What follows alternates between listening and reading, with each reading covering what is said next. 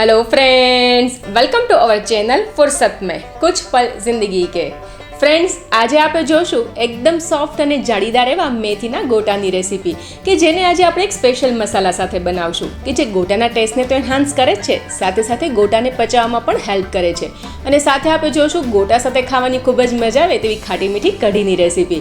તો without wasting એની time ચાલો ફટાફટથી જોઈ લઈએ ગોટા કઢીની રેસીપીને। પરંતુ એ પહેલાં જો તમે હજુ સુધી અમારી ચેનલને સબસ્ક્રાઇબ ના કરી હોય તો તેને સબસ્ક્રાઇબ કરી લેજો અને બેલ આઇકનને પ્રેસ કરીને તેમાં ઓલ બટન સિલેક્ટ કરી લેજો, જેથી કરીને આવી જ નવી વાનગીઓના અપડેટ્સ તમને સૌથી પહેલાં મળી રહે।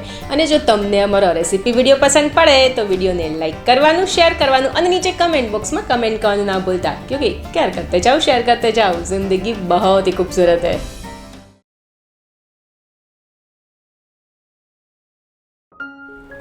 મેથીના ગોટા બનાવવા માટે સૌથી પહેલાં તો આપણે તેમાં એડ કરવાના મસાલાને વાટી લઈએ, જેના માટે આપણે 1 ટીસ્પૂન આખા મરી લઈ લેશું, સાથે 1 ટેબલસ્પૂન આખા ધાણા લઈ લેશું અને 1/4 ટીસ્પૂન અજમો લઈ લેશું અને આ બધું જ આપણે હાથેથી અધકચરું વાટી લેશું। ત્યારબાદ મેથીના ગોટાનું બેટર બનાવવા માટે મેં અહીંયા 2 કપ ચણાનો લોટ લીધો છે। તેમાં આપણે 2 કપ મેથીને સરસ રીતે પાણીથી ધોઈ ત્યારબાદ તેને સરસ રીતે સૂકવી અને આ રીતના બારીક સમારીને એડ કરી દેશું। અને ફ્રેન્ડ્સ, મેથીના ગોટામાં મેથીનું માપ છે તો તમે તમારા ટેસ્ટ મુજબ થોડું વધારે ઓછું એડ કરી શકો છો। સાથે આપણે 1/4 કપ સમારેલી કોથમીર એડ કરી દેશું। 3 નંગ લીલા મરચાંને બારીક સમારીને એડ કરી દેશું। 1 ઇંચ આદુના ટુકડાને ખમણીને એડ કરી દેશું। આપણે જે મસાલો વાટ્યો તેને એડ કરી દેશું। અને ફ્રેન્ડ્સ, તમે જ્યારે મેથીના ગોટા બનાવો ત્યારે આ મસાલાને આ રીતના હાથેથી વાટીને જ એડ કરજો, કેમ કે હાથેથી વાટેલા મસાલાનો મેથીના ગોટામાં એકદમ સરસ ટેસ્ટ આવે છે। 1/4 ટીસ્પૂન હિંગ એડ કરી દેશું અને સ્વાદ અનુસાર નમક એડ કરી દેશું અને આ બધી જ વસ્તુને પહેલાં સરસ રીતે મિક્સ કરી દેશું। અને ત્યારબાદ આપણે તેમાં થોડું પાણી એડ કરતા જઈને મેથીના ગોટાનું મીડિયમ થીક બેટર પ્રિપેર કરી લેશું।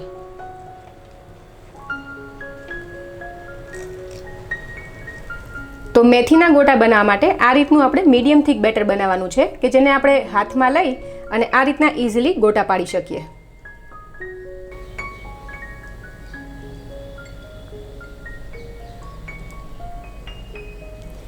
જેના માટે મને 1 કપ પાણીની જરૂર પડી છે। અને હવે આ બેટરમાં આપણે 1 ટેબલસ્પૂન તેલ એડ કરી દઈશું, જેને કારણે ગોટા ઠંડા થઈ ગયા પછી પણ સોફ્ટ જ રહે છે। ત્યારબાદ ગોટાને સરસ સોફ્ટ બનાવવા માટે આપણે તેમાં 1/4 ટીસ્પૂન ખાવાના સોડા એડ કરી દઈશું અને સોડાને એક્ટિવેટ કરવા માટે આપણે તેમાં અડધા લીંબુનો રસ એડ કરી દઈશું અને તેને બેટરમાં સરસ રીતે મિક્સ કરી દઈશું। અને ફ્રેન્ડ્સ, લીંબુનો રસ એડ કરવાને કારણે ગોટા છે તે બિલકુલ પણ તેલ ચડેલા નથી બનતા। તો મેથીના ગોટા માટેનું આપણું બેટર તૈયાર છે। અને ફ્રેન્ડ્સ, મારા ઘરમાં બધાને આ રીતના જ મેથીના ગોટા ભાવે છે, પણ જો તમને મેથીની કડવાશ લાગતી હોય તો આ બેટરની અંદર તમે 1 ટેબલસ્પૂન જેટલી ખાંડ પણ એડ કરી શકો છો। તો હવે ફટાફટથી આપણે મેથીના ગોટા બનાવી લઈએ, જેના માટે તેલને આપણે મીડિયમ ગરમ કરી લેશું। અહીંયા ખાસ ધ્યાન રાખશું કે તેલને આપણે એકદમ ગરમ નથી કરવાનું અને ત્યારબાદ ગેસની ફ્લેમને આપણે મીડિયમ મેન્ટેન કરશું અને હાથેથી મીડિયમ સાઇઝના આપણે ગોટા પાડી લેશું।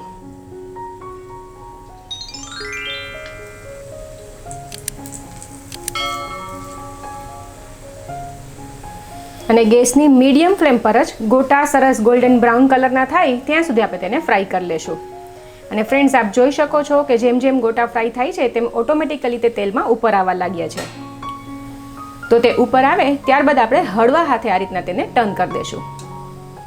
અને ફ્રેન્ડ્સ, અહીંયા ખાસ ધ્યાન રાખશું કે ગેસની ફ્લેમને આપણે મીડિયમ જ રાખવાની છે। જો ગેસની હાઈ ફ્લેમ પર આપણે ગોટાને ફ્રાય કરશું તો તે ફટાફટથી ફ્રાય થઈ જશે અને અંદરથી કાચા રહી જશે અને જો ગેસની લો ફ્લેમ પર ફ્રાય કરશું તો ગોટા છે તે તેલ ચડેલા થશે। તો મેથીના ગોટા સરસ ગોલ્ડન બ્રાઉન ફ્રાય થઈ ગયા છે, તેને તેલમાંથી નીકાળી આ રીતના આપણે તેમાંથી વધારાના તેલને પણ નીકાળી દઈશું અને ત્યારબાદ તેને ટિશ્યુ પેપર પર ટ્રાન્સફર કરી દઈશું। અને હવે આ રીતે આપણે ગોટાની બીજી બેચને પણ પાડી લેશું।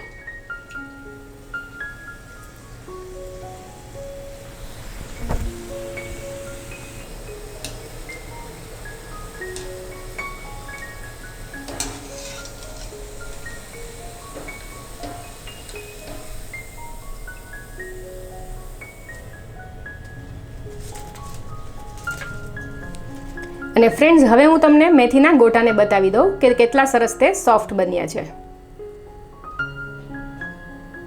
અને જાળીદાર પણ બન્યા છે.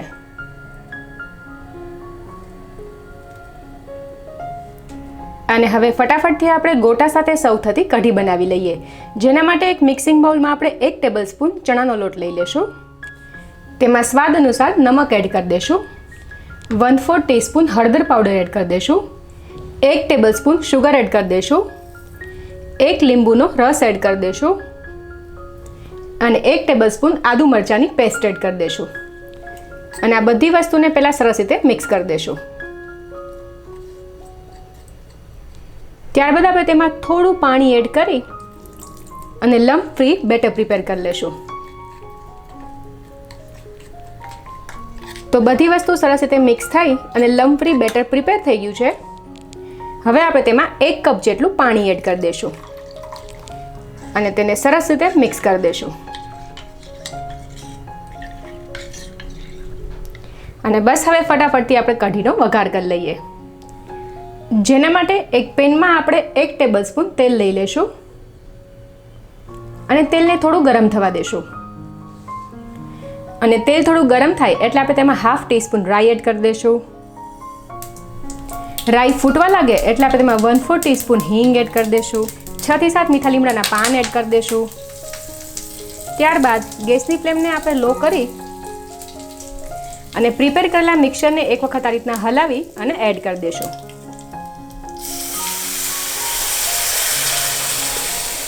અને ગેસની લો ફ્લેમ પર આ રીતે કન્ટિન્યુઅસલી હલાવતા જઈને 2 મિનિટ જેવી આ કઢીને આપણે કૂક કરી લઈશું.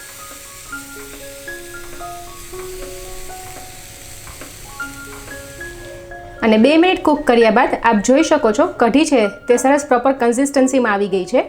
તો બસ હવે આનાથી વધારે આપણે કૂક નહીં કરીએ કેમ કે તે ઠંડી થશે એટલે હજુ થોડી થીક થશે. તો હવે લાસ્ટમાં આપણે તેમાં થોડી સમારેલી કોથમીર એડ કરી દઈશું અને ગેસની ફ્લેમને બંધ કરી ગરમા ગરમ મેથીના ગોટા સાથે આ કઢીને સર્વ કરીશું. તો ફ્રેન્ડ્સ, તૈયાર છે એકદમ સોફ્ટ અને જાળીદાર એવા મેથીના ગોટા સાથે કઢી. તો આ રેસીપીને તમે જરૂરથી ટ્રાય કરજો અને તમને તેનો ટેસ્ટ કેવો લાગ્યો તે કમેન્ટ બોક્સમાં કમેન્ટ કરીને અમને જરૂરથી જણાવજો. હું મયુરી સોઢા અહીં સાઇન ઓફ કરીશ. ફરી આપને મળીશ એક નવા એપિસોડમાં એક નવી વાનગી સાથે. ટિલ ધેન કેર કરતે જાઓ, શેર કરતે જાઓ, ક્યોંકि જિંદગી ખૂબસૂરત હૈ.